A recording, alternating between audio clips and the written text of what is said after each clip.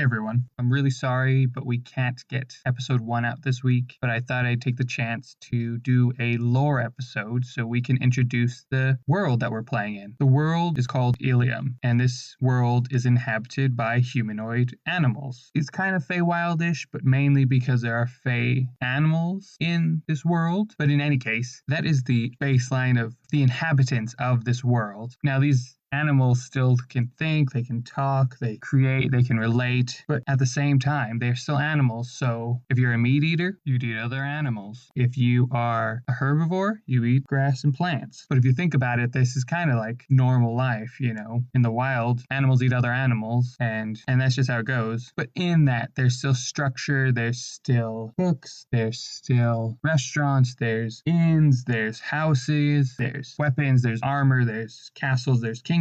In this structural society, there is a hierarchy of even kingdoms. The Volden Kingdom rules the entire land. Then there's the Winterhold Kingdom that do trade with the Volden Kingdom, but are reliant on the nutrients and the agriculture that it cultivates for some of the animals. So it's reliant on the Volden Kingdom. And then there's the Redwater Territories. That is not necessarily a kingdom. It's more of a place where those inhabitants, those animals live because that's where they can survive in this land. It's not very populated, but it still has need of nutrients and trade and goods, and so it is heavily reliant on the Volden Kingdom. Now, the Balok Kingdom is really self-sustaining. There's a lot of agriculture, there's a lot of wildlife, there's a lot of fish, there's a lot of sustainability. And so the Balok Kingdom isn't really reliant on anyone, so they kind of stay secluded, and they still do trade, but minimum, and it's more exporting than importing. Now, in that, the Volden Kingdom is run by Darren, the lion, and his family. He isn't a fantastic king. He's kind of a little bit, some would say crazy, but people still trust him, put their faith in him, because nothing has needed to come about that. And he kind of keeps everybody in order. Then there's the Winterhold Kingdom that is run by Stonepaw and his family. But Stonepaw really has no power, really has no authority in his area. He is more of a watcher, even though he likes to pretend like he has power. He may even believe in himself, in his own mind, that he has power, but in reality, he is just a figurehead that has no power, no control, and whatever Darren says goes, not what Stonepaw says. But those in the village and the kingdom itself would probably stand by Stonepaw because, well, he's their king. He's always been their king. His father before him has always been that king. Now, the Balok king, I will leave a mystery for now because they may come into play later on, and I'll introduce them then. There isn't really someone to run the Redwater Territories, and not much is known about those who run it, so that may be a mystery to be solved, that may be an encounter to be had, and we'll probably visit them when we visit that area. In this society, in this place, there is cohesion, there is no conflict between kingdoms, there's no disagreements, they all understand the flow, in a way, the circle of life that they have created. Don't get me wrong, there's been small disagreements and things to work through, but so far, no one has found true fault to do something about it. Our adventurers were in the start of our prologue. PJ and Hava began their adventure in the Otter Village, and we end the prologue in the Otter Village. And this Otter Village is kind of disconnected from the kingdoms, but it's still at the same time has trade, has visitors, but very rare. They're in the mountains, close to the river, I would say bank on the river, but there is a lacking of a lot of their resources right now. And even in that, they have gone to the Winterhold King, and now the Winterhold King does make more of a trade with them and provides security and guards for their village. Not all the elders agree about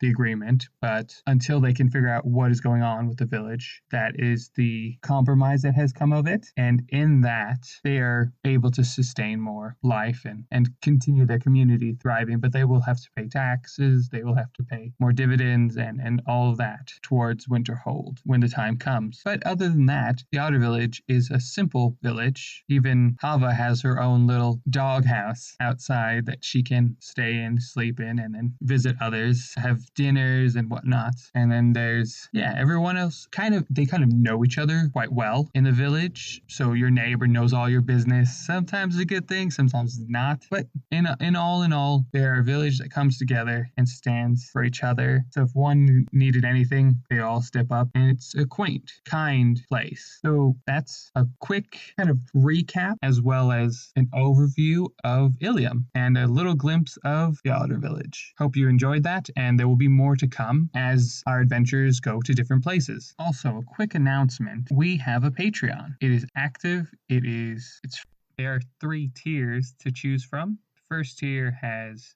basic access, where you get early access to episodes as well as bonus content. That can include the tea breaks or any bonus material that we record. That's basically it for the first tier.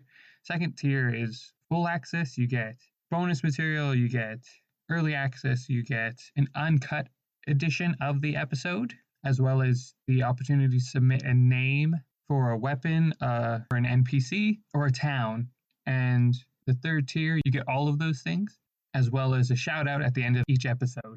First perk is released, and that perk is an unedited episode 1. So if you want to listen to the episode today in its full unedited glory, then find us on our Patreon. The link will be in the description area or on our website, rollingacrossthepond.com. Now, the uncut episode will not have the background, the sound effects, but you will have more content of the things that don't make it into the episode. If you're curious, check it out. Bye.